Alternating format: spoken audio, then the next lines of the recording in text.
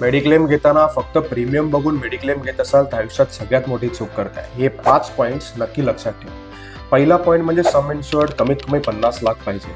Majority लोक 5 ते 10 लाखाचा इन्शुरन्स घेतात आणि एका हॉस्पिटलायझेशनमध्ये 20 ते 25 लाख त्यांचे जातात.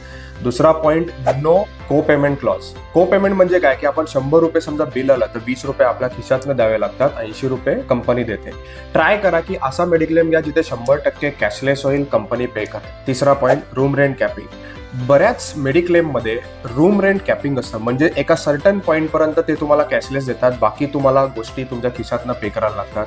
ट्राय करा असा मेडिक्लेम घ्या की जिथे काही रूम रेंट कॅपिंग नसेल. Fourth point, pre and post hospitalisation expense. काही आजारानंतर तुम्हाला काही टेस्ट करायला लागतात, काही औषधं घ्यायला लागतात ज्याची कॉस्ट जास्त असते.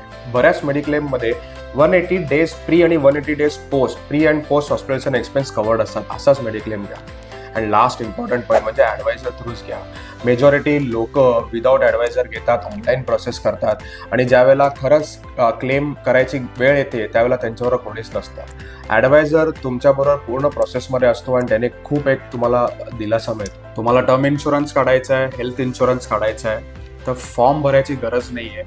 माझ्या टीम मेंबर अपूर्वाला तुम्ही डायरेक्ट कॉल करून इन्शुरन्स काढू शकता. नंबर तुम्हाला फ्लॅश होईल. थँक्यू.